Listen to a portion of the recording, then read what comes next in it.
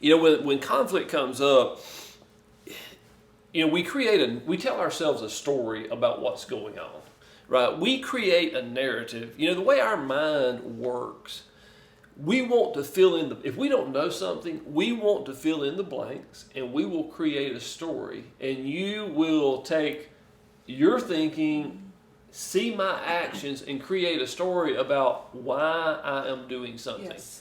I will tend to do the same thing.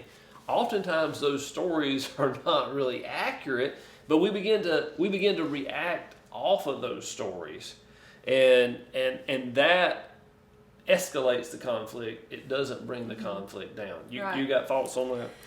Well, an example of a story might be, let's just say that I planned something for us to do on Saturday without realizing the great importance of it being the first day of hunting season. That would be a major mistake on my part. But let's just say that I did it.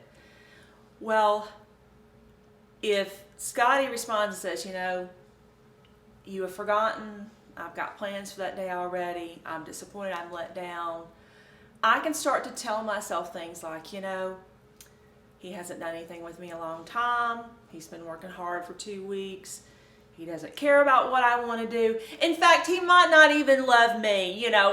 We call it the downward spiral. When you start to tell yourself things that really aren't true, but it's like you feel this need to color in a picture without even a real image being there.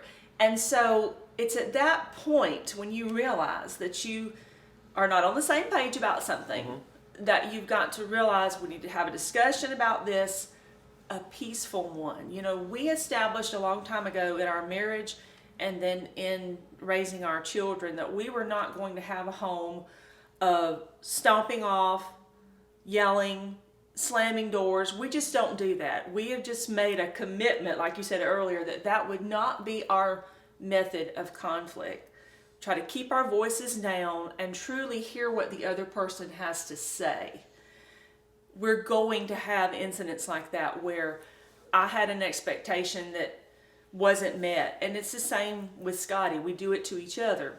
That's going to happen. So the only thing that we can do as humans is figure out how's the best way to diffuse the situation so that we can continue to move forward. So, when I think of conflict resolution, I think of respect. I want to respect my husband. I want to respect you with what I say.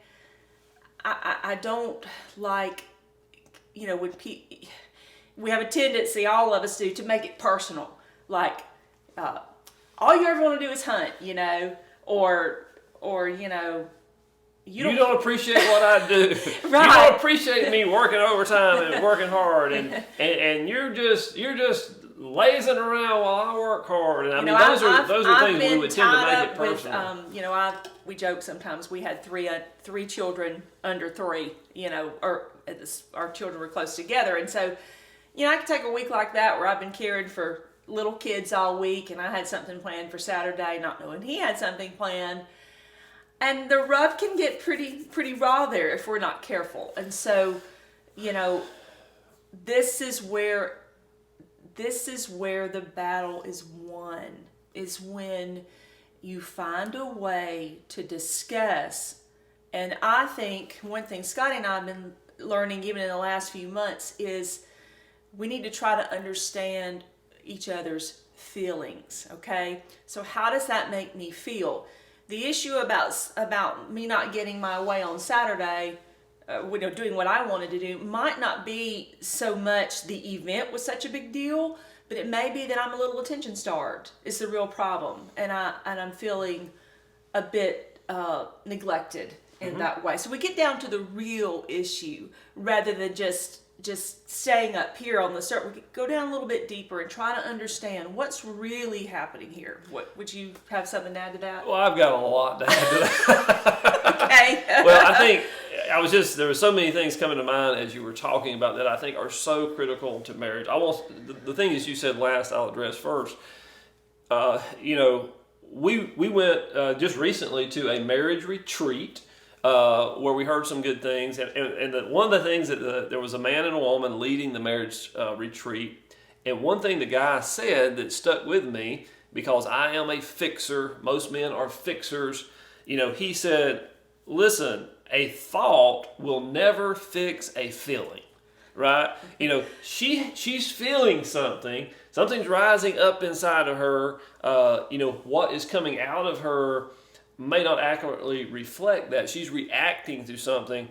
But my tendency is to say, let me fix this for you. I've got the solution. Listen to me, Johnna. I've got this solved. But that thinking on my part is not going to fix your feeling. It's not going to make you feel wanted. It's not going to make you feel important. It's not going to solve that feeling of neglect that you're having because I've been working overtime for 2 straight weeks, and now on my first real off day, I'm going hunting, right? So we have to connect on that level. I need to try to understand what is happening at your emotional base. And I need to understand that the first day of opening hunting season is very important to you. And so that's what I mean by the respect factor. I don't need to be only selfish in what I need. I do need to think about, well, what does he need? He has been working hard for 2 weeks. This is his first real day off. The weather's great, The rut is on. The rut is on. I mean, what more could you want? It's the perfect day to go hunting. These things are all too real. Yes, they're very real.